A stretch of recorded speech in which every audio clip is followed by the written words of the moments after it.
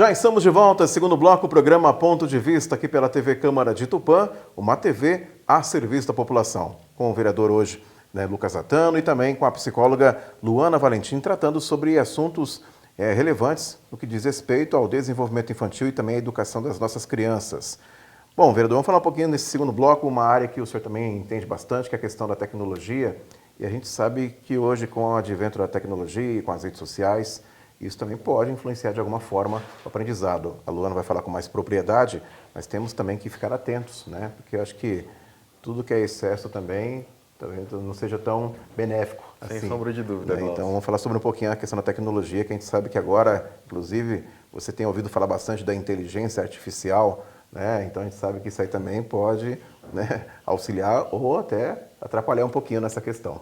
Sem dúvida. Todas essas questões que envolvem tecnologia, eu acho que tem uma frase que minha mãe sempre usa, que a diferença do remédio e veneno é a dose, né? Sim. Então, crianças muito pequenas, exposição demais a tempo de tela, eu acho que tudo isso tem que ter um cuidado muito grande. E eu estou passando por isso nesse momento. Meu menino vai fazer 2 anos semana que vem. Então, eu sei que não é uma idade para ele ter tempo de tela, para ele estar exposto a telas. Mas, ao mesmo tempo, a gente sabe que uma TV ligada, a criança para, vidra na frente e fica ali. Então, ter esse cuidado, esse envolvimento, que foi a palavra que a doutora trouxe, de conseguir envolver a criança, tirar ela da tela, não dar essa exposição de tela para ela, eu acho que faz toda a diferença no seu desenvolvimento. E é óbvio que a partir de uma determinada idade, as telas podem inclusive auxiliá-las. Hoje a gente tem cursos à distância, a gente tem educação EAD surgindo, então claro que também tem o lado bom das ferramentas, do acesso à tecnologia, mas é esse o cuidado que os profissionais de educação, que as famílias, pai e mãe, tem que ter, porque, como minha mãe sempre diz, a diferença entre o remédio e o veneno é a dose. E isso para tudo. Tem desde o vídeo. Então, beleza, eu tenho condição de deixar meu filho assistindo um vídeo, mas que tipo de vídeo também ele está assistindo? Né? Que tipo de conteúdo ele está tendo acesso? O que ele está fazendo? Ele tem idade para ter acesso àquele determinado tipo de conteúdo? E hoje a gente sabe que a internet ela democratizou demais a produção de conteúdo. Qualquer pessoa com o seu celular na mão consegue produzir um vídeo que pode ser assistido por milhares, milhões de pessoas. Então, saber também quem é aquela pessoa que está produzindo aquele tipo de conteúdo que meu filho está vendo. Não só meu filho, que eu mesmo estou vendo. Sim. Porque hoje, se um adulto acredita numa fake news e compartilha com outras pessoas, imagina uma criança que às vezes ainda não está com a sua maturidade intelectual formada. Então, a gente tem que ter esse cuidado maior ainda com essas crianças. Então, se hoje a inteligência artificial consegue simular voz, se passar por uma outra pessoa, produzir texto de maneira 100% autônoma, como é que eu sei quem é que produziu aquele conteúdo, se aquela informação é verdadeira? Como é que eu sei que a minha criança que está tendo acesso àquilo está tendo acesso a um conteúdo que de fato pode engrandecê-la ou atrasar o seu desenvolvimento? Então, acho que esse cuidado as famílias têm que ter cada vez mais. Bom, Luana, vamos falar um pouquinho exatamente sobre esse assunto, né? O vereador falou muito bem sobre essa questão, porque a gente sabe que pode ajudar, como pode também, né, prejudicar. Então, eu queria até, como uma especialista na área, uma psicóloga, né, qual que é a sua visão nessa questão da tecnologia junto às nossas crianças? Não tem mais para onde correr, ela já está muito inserida. Depois da pandemia, então, qualquer escola, grupo do livro, por exemplo, agora é pelo celular, eles leem pelo celular no PDF, não tem mais muito o que fazer. Então, é mais por onde o Ratano colocou, que é ter, de certa forma, um controle disso. Na teoria, por exemplo, a criança de até 2 anos não deveria ver nada de tela. Mas como que vai fazer isso? Tem tela para todo lugar. Eu costumo falar para os meus pacientes, na verdade, os pais pacientes, que pais fazem o melhor que eles podem com aquilo que eles têm. Então, tentar controlar em até certo ponto. Tentar controlar a quantidade de ambiente virtual que aquela criança tem durante o dia. Porque tem muitos malefícios o excesso. O excesso pode diminuir a concentração das crianças. Tem até um debate muito interessante sobre isso, que é, será que está todo mundo com TDAH ou está todo mundo superestimulado? Até adultos hoje têm muita dificuldade de se concentrar, porque é o tempo todo notificação, aí está no computador, tem o WhatsApp, aí tem... Então, realmente é mais difícil de se concentrar hoje em dia, porque a gente está sucateado de estímulos, e as crianças também. Então, no caso dos adolescentes também tem que ter um controle. Tem a privacidade? Tem, mas tem que ter aquele balanço entre privacidade e segurança. Então, igual a Ratana falou, saber o que a criança ou adolescente está consumindo, né? E tentar, no caso da criança, voltando para o que eu disse anteriormente, que não tem a mesma compreensão do adulto, controlar o limite também. Faz parte do papel de pais acabar impondo esses limites. Não é tão legal, mas faz parte. Então tem que ter esse controle e também porque o ambiente virtual, ele é um pouco perigoso, né? Expor a criança demais na internet às vezes, eu sei que é legal postar foto do filho, né? Tão bonito, mas cuidado com a disposição. Vai que seu filho vira um meme ou algo do tipo, influencia também, influencia na escola. Então todas essas questões tem que ter um pouco de atenção também.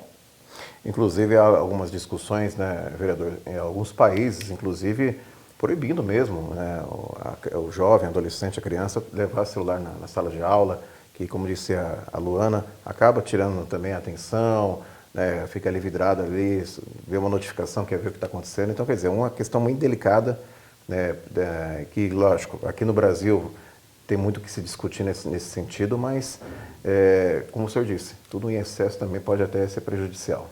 Sem dúvida, Glaucio. Acho que isso aqui vem para ser uma ferramenta nossa, né? Não a gente ser uma ferramenta disso.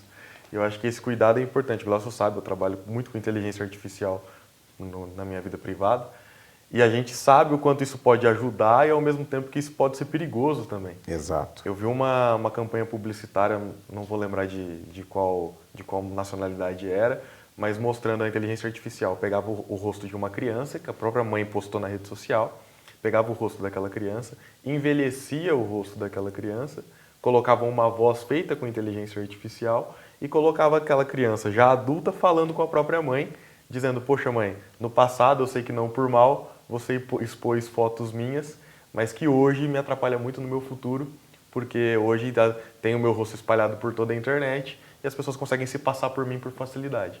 Porque lá na minha infância e adolescência, você publicou fotos minhas. E tá nesse nível mesmo. Hoje a gente consegue pegar uma foto de uma criança, envelhecer ela e ver ela adulta, e a diferença não quase não tem diferença no envelhecimento natural, porque já foi feito teste de, por exemplo, pegar uma foto do Glaucio criança, envelhece ele usando inteligência artificial e é muito próximo do que o Glaucio é hoje. Talvez um corte de cabelo diferente, algo diferente. Mais cabelo. Mas a fisionomia é a mesma, é o Glaucio de hoje, feito por inteligência artificial com base no que era o Glaucio criança. Então hoje a gente já tem esse nível de ferramenta à disposição do público. Não é algo que as empresas estão guardadas em seus laboratórios. Não, está à disposição do público. Sim. Imagina o que é que vai estar à disposição. Eu não estou falando daqui anos, daqui 2, 3, 4 meses, porque isso evolui muito rápido. A gente saiu um estudo recentemente numa revista americana que a gente já foi capaz de desenvolver inteligência artificial, que é capaz de desenvolver novas inteligências artificiais. Ou seja, é o que eles chamam de retroalimentação de inteligência artificial. Eu tenho uma inteligência capaz de criar outras inteligências. Então, já não dependo mais de um ser humano para programar uma inteligência artificial. Ela já é capaz de fazer isso sozinha. Então, isso muito rápido. A gente está falando a discussão de inteligência artificial é desde a década de 1960, mas de acesso à população isso chegou em janeiro. Sim. De janeiro para cá, olha como isso evoluiu rápido. Já evoluiu. Então, hoje você consegue, com um texto, fazer um vídeo. Escrever uma frase, aquilo produzir um vídeo. Então, tem uma questão ainda também até de trabalho, poxa, quantos postos de trabalho podem ser substituídos? Tem essa questão também do desenvolvimento das nossas crianças. O aprendizado, né? Que a criança coloca ali, de repente, uma redação, vai ter que, né, escrever um texto ali, digita ali, sai o texto pronto. Não, e aí, por exemplo, criaram um checador de inteligência artificial, que ele checa se aquele texto foi escrito por inteligência artificial. Aí agora eles criaram uma nova inteligência artificial que transforma os textos criados por inteligência artificial para não serem identificados pelos checadores de inteligência artificial. É uma loucura. Então é uma corrida de gato e rato. Sim. Então a geração do meu filho, que está com 2 anos de idade, vai ser a primeira geração que vai crescer já ligada 100% à inteligência artificial. Sim. Quando meu filho estiver com 10 anos na escola, por exemplo, quanto de inteligência artificial já não vai estar inserido no seu modelo de aprendizagem, no conteúdo que ele consome, né? Então, tudo isso é algo que eu não sei se tem maneira da gente frear esse desenvolvimento, mas, ao mesmo tempo, de como é que a gente se prepara para isso tudo. Lidar com tudo isso. Exatamente, conviver com tudo isso. Luana, já estamos aí na reta final do programa, mas eu quero pedir uma gentileza. A gente ouve falar bastante sobre a questão de ansiedade, depressão. A gente tentou falar aqui um pouquinho da importância das equipes que trabalham com essas crianças, com esses jovens, ficarem atentas, serem capacitadas para poder detectar qualquer mudança de comportamento, algum indício, para poder realmente ajudar, né, junto às famílias. Mas eu acho que é importante, até como utilidade pública, e a TV tem essa função, da gente deixar algumas dicas para os pais, no sentido assim, de mudança de comportamento, de alguns sintomas, algumas coisas no que diz respeito à ansiedade e depressão, porque a gente sabe que depressão é uma coisa muito séria, muito complicada, e tem que ter toda uma estrutura por trás, né, profissionais da área, para poder dar esse acolhimento. Então é importante deixar essas dicas para os pais, porque de repente, como eu disse no início do programa, devido à correria do dia a dia, os pais não ficam tão atentos quanto às mudanças dos seus filhos, mas os profissionais que trabalham, que ficam o dia inteiro com essas crianças. Então, vamos deixar um pouquinho dessas dicas aí. Eu acho que por mais que a gente fala sempre, vez ou outra a gente toca nesse assunto, vem profissionais aqui na TV falar sobre o mesmo assunto, mas nunca é demais a gente falar, deixar essas dicas para você que está nos acompanhando, você pai, você mãe, né, porque é uma questão muito séria, né, e não só a questão de bem-estar, uma questão de aprendizado, isso influencia no aprendizado, no desenvolvimento dessa criança e na segurança dessa criança acima de tudo. Então, eu queria pedir essa gentileza para que você deixe algumas dicas, né, para que os pais, de repente, opa, eu vi a Luana comentar isso, eu vou mais a fundo, eu vou pesquisar, vou procurar um profissional, vou procurar ajuda. Eu acho que a primeira coisa que vale a pena pontuar é que tristeza é um afeto. Ninguém quer se sentir triste, mas é normal sentir ansiedade, tristeza. Quando que isso se torna um problema? Quando afeta a vida do indivíduo, quando ele não consegue desempenhar suas funções. Então, quando um adolescente ou uma criança está, vamos falar de ansiedade, está numa ansiedade a ponto de não conseguir ir para a escola, não ir em nenhuma festa, não conseguir desempenhar suas funções, aí vale a pena procurar uma ajuda profissional. E na depressão a mesma coisa. Quais são os sinais de depressão? Tristeza ou apatia. Apatia no sentido de o que ele gostava de fazer antes, ele já não gosta mais. Não gosta de nada, tudo meio que tanto faz. Uma perda ou ganho muito excessivo de peso, muito rápido, é um sinal também. Distúrbios do sono, um dos primeiros sinais. Se a criança não dorme, tem dificuldade de dormir, pesadelo. Até nos adultos, são uma das primeiras coisas. Então, todas essas são coisas a se estar prestando atenção. Fatores de risco, eu sempre falo para os pacientes também, antes de falar do emocional, vamos estar excluindo o orgânico. Então, às vezes pode também ser uma falta de vitamina, algo do tipo. Então, vale a pena sempre estar observando todas essas questões também. Importante essas dicas, né? Na verdade, a gente sempre fala, mas nunca é demais. Sem dúvida, e também desmistificar um pouco. Eu sinto que algumas pessoas ainda têm um preconceito de, às vezes, buscar um psicólogo, buscar um profissional das questões emocionais, porque criou-se assim, um estigma de que, não, isso daí, eu não preciso disso. Eu acho que, uma vez eu ouvi uma frase, eu acho que é exatamente, a gente tem uma dor no estômago, a gente procura um gastro. A gente tem uma dor na articulação, a gente vai atrás do ortopedista, de um neuro. Mas quando a gente tem uma questão emocional, a gente não vai atrás de um psicólogo ou de um psiquiatra, dependendo de cada caso. Muita gente tem receio, né? Tem aquela questão de, não, eu não preciso disso, né? Ou eu não estou com depressão. Isso, então chega ao extremo e falar, eu não estou com depressão, não, para. Perfeito. Então, assim, de às vezes reconhecer que eu preciso ali de um profissional, de uma ajuda, e também ter esse apoio familiar. Às vezes o pai pensa, não, meu filho não precisa de um psicólogo, como se fosse algo ruim ou negativo, mas contrário. Né, pelo contrário. Então, assim, se meu filho está com dor no pé, eu vou levar no pediatra, mas se ele tiver com uma questão emocional, eu não levo no psicólogo. Então, esses cuidados, essa quebra de alguns preconceitos que, infelizmente, ainda existem e que, às vezes, por um preconceito, você não consegue ali oferecer algo melhor para o seu filho, né? Às vezes, existem distúrbios que a gente sabe, são incuráveis, mas que, poxa, pode promover uma qualidade de vida igual a de qualquer outra pessoa. E por que você vai limitar isso ao seu filho, sabe? Então, ter esse cuidado, tirar esses preconceitos, esses medos, eu acho que é fundamental. E buscar um profissional que seja um profissional de confiança, um profissional que entenda sobre o assunto. A gente está recebendo aqui a Luana, uma jovem profissional, demonstrando um conhecimento gigante sobre isso. Então, assim, que os pais tenham essa confiança de buscar um profissional que conheça o assunto, que vai poder, da melhor maneira possível, dizer o que pode ser feito, Às vezes foi como a doutora disse, às vezes não é nenhuma questão emocional, pode ser uma falta de uma determinada substância no organismo daquela criança, que pode ser suplementada, que pode mudar a alimentação dela, ou às vezes que vai para além do trabalho de apenas só do psicólogo, mas precisa de um trabalho interdisciplinar, de um fono para desenvolver uma fala, uma linguagem. Então, assim, fazer esse apelo às famílias de não limita o seu filho de ter uma qualidade de vida melhor, às vezes por um preconceito que você tenha guardado consigo. Então, às vezes, a escola, às vezes, procura o pai, eu já presenciei fatos assim, do diretor de escola falar com o pai de, poxa, eu acho que seu filho poderia passar por um psicólogo, poderia passar por um fono, e às vezes a família, por uma resistência, evita de buscar. Então, não limita seu filho, não tira o seu filho essa condição de ter uma qualidade de vida perfeita, por que não?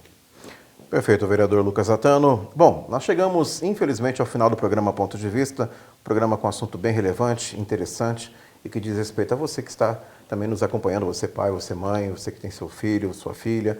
Espero que você tenha aproveitado esse programa e que tire algumas dicas aí, alguns conselhos, né, com a nossa querida Luana, que é uma profissional da área, psicóloga. Luana, eu queria agradecer a sua presença aqui na TV Câmara. Obrigado aí pelos esclarecimentos. E aproveite e fique à vontade para deixar suas considerações finais. Eu queria me direcionar aos pais para dizer que eu compreendo que é muito difícil com a dupla, tripla jornada de trabalho, estar tão envolvido assim, perceber tantas coisas dessa forma. Mas, além de colocar limites para os filhos, o apoio, o acolhimento também é necessário, na mesma medida, para que mesmo que você não perceba, ele te procure. Então, você não precisa entreter o seu filho 100% do tempo, então fora das telas, ficar brincando ali com ele. Coloque ele no cotidiano, coloque ele na cozinha enquanto vocês cozinham. É até bom para ele, para que ele se torne independente, para que ele saiba como que é a rotina da casa. Então, acho que o meu recado para os pais é isso. Ser o melhor, tá ótimo, para o seu filho também. Obrigado, perfeito, Luana. Vereador, parabéns pela iniciativa, um assunto realmente relevante e que espero que tenha ajudado muitos pais que estão acompanhando a nossa programação, não só em Tupã, mas também em toda a região e também em outros lugares um pouco mais distantes com as nossas redes sociais. Perfeito. Primeiro agradecer a TV Câmara, toda a equipe que está aqui no estúdio acompanhando a gente, agradecer a presença da doutora Luana, também do namorado dela, Matheus Parreira, meu grande amigo aqui pela presença, assessoria Ulisses, Glaucio, pela condução do programa. É sempre bom quando a gente pode utilizar a estrutura da TV para levar informação de qualidade, que pode ajudar as famílias, as pessoas, principalmente de um assunto que eu gosto tanto, que tem a ver com a educação, com as nossas crianças. Então, parabenizar a discussão de hoje. E você que está assistindo, às vezes pelas redes sociais, você sabe que esse conteúdo pode ser também importante para alguma família, para alguém, compartilha, manda, porque é informação importante, relevante, que pode fazer muita diferença na vida de alguém. Obrigado, vereador Lucas Zatano. Chegamos ao final de mais um programa Ponto de Vista, hoje com a presença da psicóloga Luana Valentim, também do vereador Lucas Zatano, tratando sobre desenvolvimento infantil, educação e, claro, também sobre algumas questões como ansiedade, depressão, né, a utilização da tecnologia nesse período aí onde a criança está passando para o desenvolvimento dela, não só educacional, mas também como pessoa. Então, nós tratamos sobre esses assuntos e espero que você tenha, né, acompanhado com atenção e, claro, tenha lhe ajudado, caso você, né, necessite. Tomara que não, mas caso você necessite, tomara que essas dicas possam lhe ajudar. Nós agradecemos sempre a sua audiência, você que nos acompanha pelo canal 10 TV a cabo, canal 34.3, sinal aberto e digital para Tupã, além de toda a nossa região, e também você que nos acompanha pelas nossas plataformas digitais. Continue acompanhando a nossa programação. Essa é a TV Câmara de Tupã, uma TV a serviço da população. Até mais!